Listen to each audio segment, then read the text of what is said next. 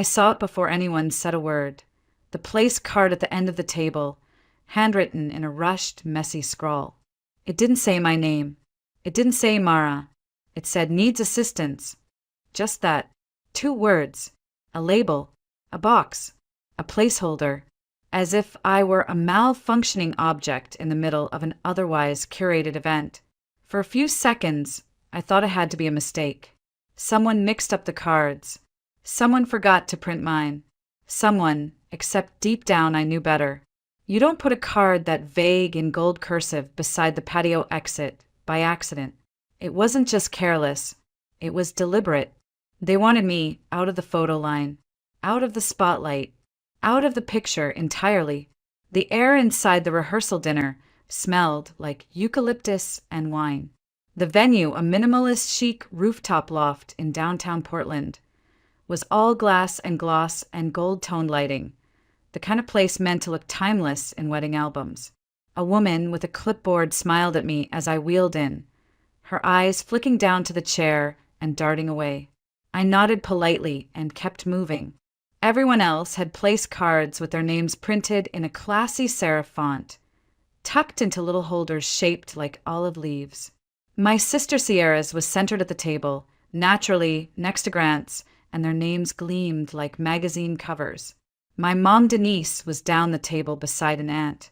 My father, somewhere in the shadows near the planner, exactly where he always ended up.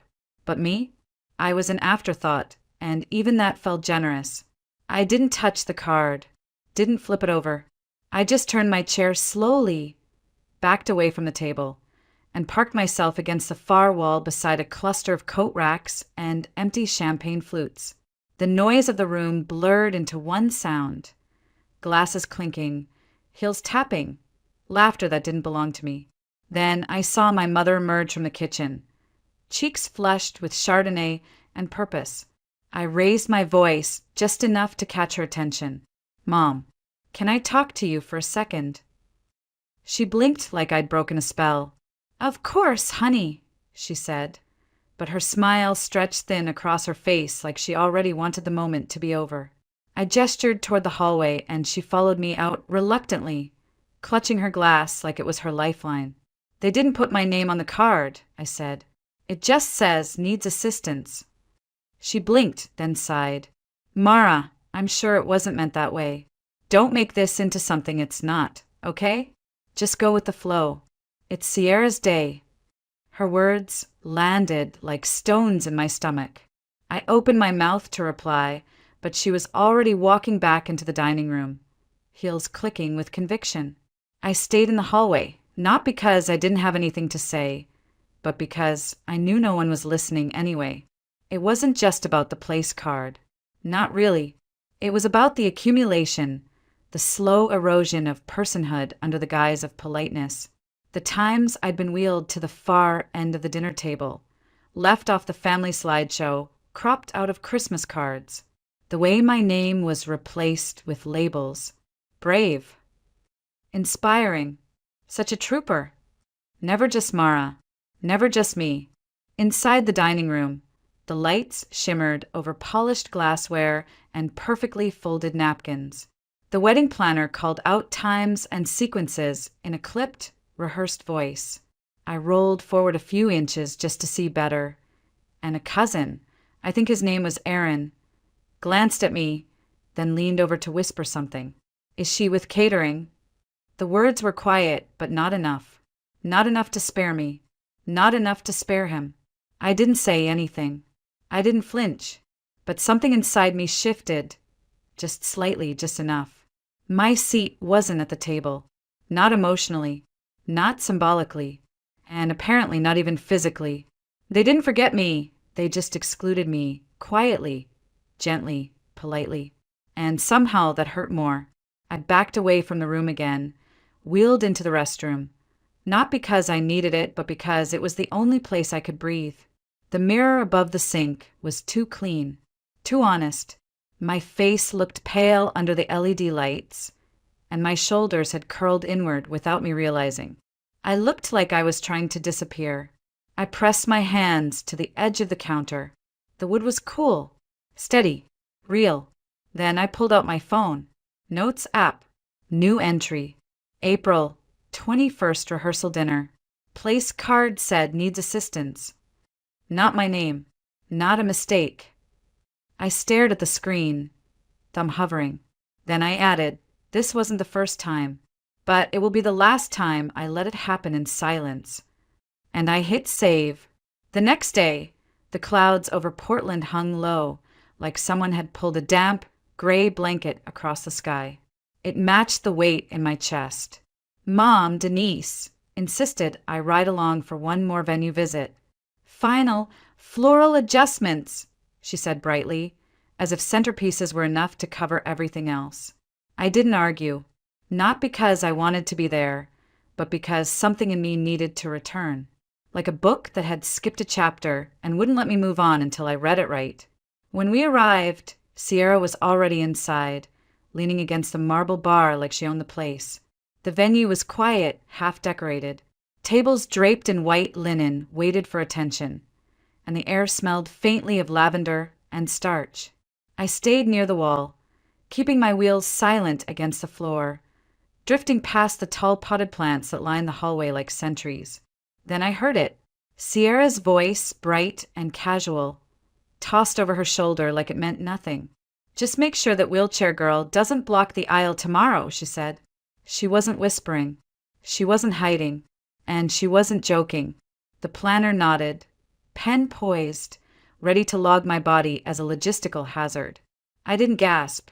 I didn't cry. I just stared at the smooth tile and clenched the rim of my wheel hard enough to press into my palm. That wheelchair girl. Not Mara. Not my sister. Just an object. An obstruction. A flower pot to move. A line item to rearrange. They didn't know I was there. Or maybe worse, they did. I backed away from the planter and rolled into the nearest restroom. Again, not because I needed to be there, but because it was the only door I could close that didn't echo. Inside, I sat still under the artificial glow, my reflection staring back with tired eyes and a fading sense of shape. I looked, not sick, not broken, just tired in that specific way your soul gets when it's been ignored too long. I pulled out my phone again. Notes app. Thumb to screen. April 22nd, that wheelchair girl. Sierra to planner. Purpose. To hide me from ceremony photos. I hit save. This wasn't just a detail now. It was a pattern, a timeline, a record of erasure. And if they weren't going to remember what they said, I would. Later that night, when we got home, Denise disappeared upstairs without a word. No offer to talk. No questions. No eye contact. I wheeled into the living room, greeted by the faint vanilla scent of a candle she forgot to blow out. The house didn't ask me how it went. It never did. But something tugged at me, a thread of habit maybe, or just memory that wouldn't leave me alone. I rolled down the hallway past where family photos used to line the walls. Then I stopped, backed up. The framed drawing was gone. When I was 11, I sketched a picture of Sierra and me standing under the red maple tree in Aunt Claire's backyard. Sierra in a long dress, me in jeans, holding hands. We were both smiling. She'd loved it, framed it herself, said it made her heart soft. That sketch had hung in that hallway for 6 years. Now it was gone. I checked the drawer under the console table. Carefully, quietly. There, beneath a stack of junk mail and 2 expired coupons, I found it. Face down. The glass had a tiny crack in one corner. The backing was dusty, but the drawing was intact. Still mine. Still us. I sat with it for a while under the lamplight in my room, studying every pencil line from the version of me that still believed in shared stories. The version of me who thought a drawing could claim a place on a wall. And in a family. I didn't cry. I didn't scream. I just opened my journal and turned to a blank page. At the top, I wrote, things they took without asking. First entry, my drawing. Second, my design. Third, my place. And under that, in smaller letters, I underlined twice, my voice. The next morning, I watched as Sierra posted a story on Instagram, boomerang of her and Tessa clinking glasses captioned, Finally, the perfect bridal squad. Everyone tagged. Everyone grinning. Everyone but me. I wasn't even in the background. Cropped entirely. And the worst part wasn't being excluded. It was knowing they knew I'd see it. And they did it anyway. I didn't react. No comment. No reply. Just sat there, with that old ache returning. Not sharp anymore, but familiar. Like a bruise you stop touching because the pain had become part of the skin. I closed the app and leaned back, the drawing still visible on my bookshelf. My fingers reached for the pencil, but I didn't sketch. Not yet. That would come later. Right now, I had one more thing to add to my list. April 23rd Instagram post. Bridal squad. Cropped out. And below it, not forgotten. Just removed. I didn't sleep that night. Not because I was upset, at least not in the way most people mean when they say that. It wasn't anger keeping me awake or tears. It was the clarity. That sharp, painful clarity that settles in when you've stopped trying to justify someone else's behavior and finally start naming it for what it is. They hadn't just excluded me. They'd rewritten the story entirely, and I'd helped write it. I'd forgotten about the folder buried in the documents drive on my laptop, but now I opened it. C+S wedding design.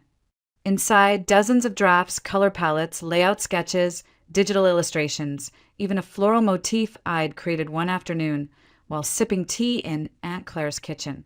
Sierra had loved it. It's so grand, she'd said. The botanical garden vibes, the rose gold, it all just fits. She never asked where it came from. She just assumed her name made it hers.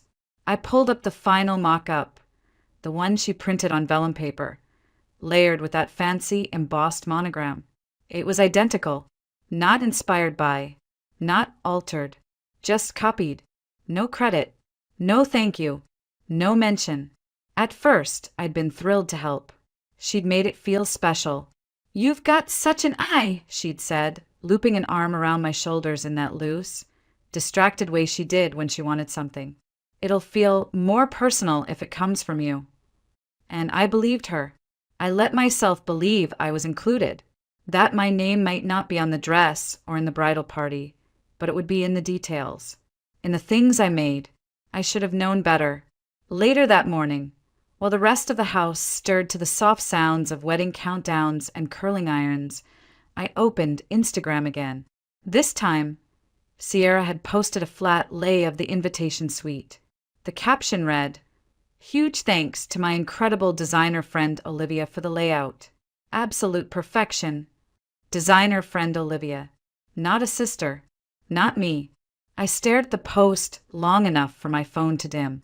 Then I scrolled back through our texts, trying to find any trace of acknowledgement. There was none. Just a few logistics about fonts, a thumbs-up emoji when I sent over the final PDF. That was it. I checked the family group chat. Still muted. Still overflowing with excitement I wasn't part of. I searched Mara just to be sure. One result from a week ago. My suggestion about the slideshow music. Tessa had replied with a sticker, a cartoon eye roll. No one defended me. No one responded. No one cared. I didn't say anything to Denise. I didn't say anything to anyone. I just opened my journal again and flipped to the list. Added a few more lines under things they took without asking. My invitations. My slideshow. My ideas. My name. Then, after a long pause, I added my voice. That afternoon, I wheeled into the sunroom, hoping for quiet, and found Dad sitting by the window with his newspaper folded in his lap. He looked up, eyes soft, distant. "You doing okay?" he asked. I nodded. Just needed air. He didn't press. He never did. But something about the way he watched me lingered, like he wanted to say more but had run out of chances. I almost asked if he knew about the place card, about the Instagram posts, about Olivia. But I didn't. I just sat beside him for a while, the kind of silence that didn't fix anything, but didn't make it worse. By evening, the group chat lit up again.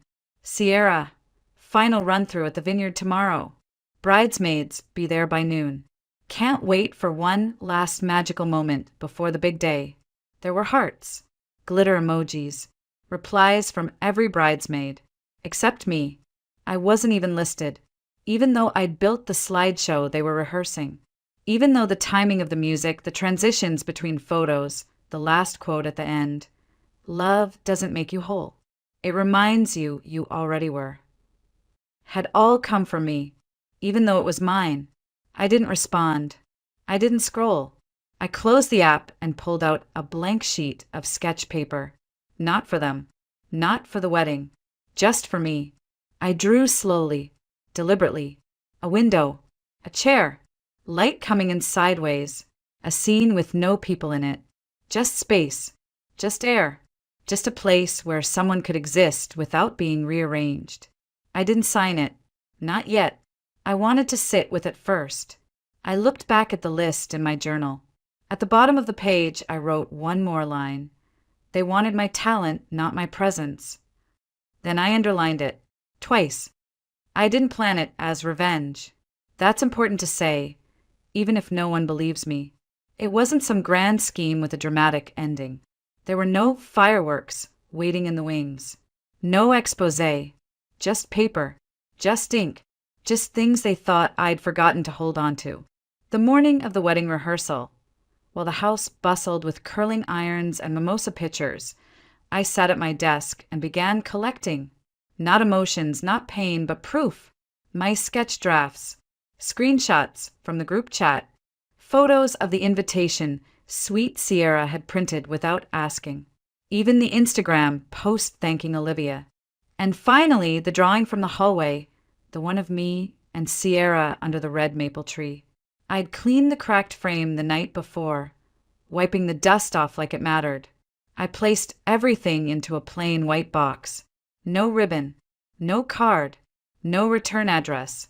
At the very top, on a sheet of off-white cardstock, I wrote in black ink, from the one you tried to edit out. Then, carefully taped to the bottom right corner of the card, I placed a QR code, simple, clean, unbranded. When scanned, it would lead to a private video hosted on an unlisted link. No comments, no likes, no sharing, just me, my voice, my face, sitting at the same desk, filmed the night before in a single take. I didn't wear makeup. I didn't write a script. I didn't cry. I looked directly at the camera and said, "Hi, you don't have to watch this. But if you do, just know I'm not here to ruin anything. I'm just here to be remembered." Then I listed it all. The design, the slideshow, the seating, the silence. And I ended with, "You don't have to say my name, but you don't get to erase it either." It wasn't a grenade. It was a mirror. And I was done waiting for someone else to hold it up. At 8:46 a.m., I called the courier service. At 9:02, the box was picked up from my front steps. By noon, it was delivered, addressed simply to Sierra Ellison, care of the vineyard at Street Clare. I didn't go to the venue that day. Denise didn't ask me to come. Sierra didn't text. Tessa hadn't spoken to me in 3 days. Aunt Claire had sent a thumbs up to a brunch photo and nothing else. And I was fine with that. Instead, I stayed home and watched the live stream. It was muted. I didn't need to hear Sierra's vows to know what they sounded like. Pinterest perfect, checked for tone and phrasing. Nothing out of place. She wore a dress that shimmered like apology, though I knew it wasn't one. The guests clapped on cue. The officiant smiled. The bridesmaids beamed. But something about the frame felt brittle, like a picture printed too many times, losing clarity with every copy. Then, just after cocktail hour began, I saw it. On the live stream, between shots of the reception lawn and the champagne station, the planner placed a white box onto the gift table, neatly like it belonged there. I didn't blink. I just watched. Sierra reached for it sometime between her second toast and third glass of Prosecco. Tessa stood beside her, laughing unaware. Then Sierra read the name. Then she opened the box. She pulled out the stack of prints first, the slide mock-ups, the invitation overlays, the photos from the family album I'd formatted for her montage, all labeled with the original file names, the creation dates. Then the drawing. 2 girls under a tree. Hands joined. Faces blank. She stared at it. Tessa leaned in. Then the note. Her lips moved. She read it, then flipped the cardstock over. The QR code stared back. She scanned it, and the video began. I couldn't hear it, but I didn't need to. I could see it in their faces. Tessa stepped back like she'd touched something hot. The planner hovered nearby, unsure. An uncle cleared his throat. A cousin glanced away. And Denise, standing near the bar with a flute in hand, froze mid-sip. No one said a word. Not right away. But something shifted, visibly, irrevocably. Sierra didn't cry. She didn't yell. She just walked away. No shoes, no explanation. Her dress dragging across the stone walkway like it didn't quite belong to her anymore. The music stumbled. The DJ adjusted the volume. The party tried to recover, but it had cracked, not collapsed, just cracked. And from the quiet of my bedroom, I watched it all, not with triumph, not with satisfaction, but with a strange, unfamiliar calm. Not because I ruined something, but because for the first time I had made myself visible. I didn't expect silence to feel so loud. The day after the wedding, the house was still. Not peaceful, just still, like the air itself was holding its breath. No texts, no calls, no knocks on my door. Even the group chat had gone quiet, 48 hours without a single ping. No photos of leftover cake, no jokes, no emojis, just digital dust settling where noise used to be. At 9:47 a.m., my phone lit up. Celine liked your video. No comment, no message, just a single act of acknowledgement from the one person who had always watched from the edges. I stared at the notification for a long time before swiping it away. Not because I didn't care, but because it was enough. Small, but enough. That afternoon, while rearranging a few books on the shelf, I heard Denise's voice drift in from the kitchen. "Do you want to come eat?" No nickname, no softened tone, just a question. I didn't answer right away. I waited, counted 3 slow seconds. She didn't repeat it. I rolled into the hallway and paused at the edge of the doorway. She was setting the table. Her plate, a second one. No names assigned. No performance. Just 2 places. "I'm not hungry," I said, voice steady. She looked over her shoulder, eyes unreadable, then nodded once. Okay. That was all. But something shifted, not in a cinematic, heart-stopping way, just slightly, like the first time you realize winter is leaving. Not warmth, but not cold anymore either. Later that evening, while the street outside buzzed with weekend traffic and porch lights flickered on one by one, my phone lit up again. "Tessa, I didn't know it was that bad. I'm sorry if I hurt you." 12 words. No punctuation. No emoji. Just silence, wrapped in syllables. I read it once, then again, then deleted it. Not out of spite, not out of anger. I just didn't need it. That version of the story, the one where I waited for someone else to make space for me, it was done. That obligation to smooth things over, to make everyone feel better, it wasn't mine to carry anymore. The group chat remained silent. Hours later, someone named Mia dropped a message. "Are we still doing dinner next week?" No one replied. I didn't either. Instead, I opened my sketchbook, not the one for assignments or commissions, the one I'd been afraid to touch since the wedding. I didn't draw the venue, or the dress, or the centerpieces. I drew what it could have been. A garden, a chair, a long table with no head, a dress that flowed but didn't pretend, and me not cropped out, not turned away, centered, visible, not for them, for me. I added the smallest detail last, my chair, but this time it wasn't a device. It was a throne, not grand, not dramatic, but solid, unapologetic, occupying space. Then I added my face, full, finished, eyes forward, and in the bottom right corner, I signed my name. Not initials, not a watermark. Mara Ellison. Clear, bold, legible. I didn't send it to anyone, didn't post it, didn't explain it. I let it sit on the desk, open, lit by the gold glow of early evening. 3 weeks passed. The sky in Portland began shifting into early summer. Softer evenings, air that smelled like warm pavement and distant blossoms. The city kept moving, and so did I.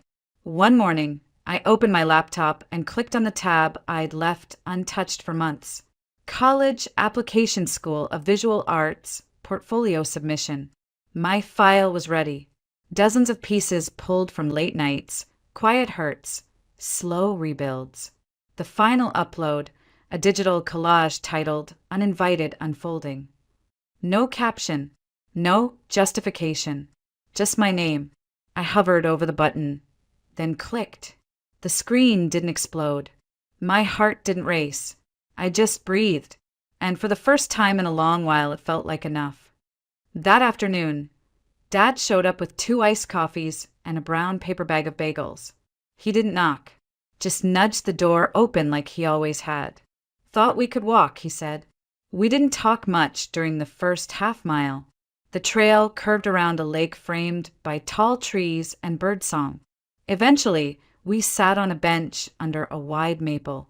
He took a sip from his cup, then looked out across the water. If speaking up made you lose them, he said, they were never really yours to begin with. I didn't answer right away, but I knew what he meant. He wasn't talking about Sierra, or Tessa, or even Denise. He meant all of it. All the years I'd been taught to take up less space, to be grateful, to stay quiet, and I had, until I didn't. When we got home, a letter was waiting in the mailbox. No return address, but I knew the handwriting. Inside was a card. You taught me how to see again. Love, Claire. Taped below was a miniature sketch. Me, in my chair, laughing, not posed, not performing, just living. I placed it on my desk, beside the drawing of the throne. A reminder that not all silence is absence, and not every ending needs to be loud. They started a story without me, but I rewrote the ending anyway. Not to hurt them, not to prove them wrong, but to make sure I didn't disappear from my own pages. They may have worn the dresses, given the toasts, held the mic, but I held the mirror, and sometimes that's the loudest thing in the room.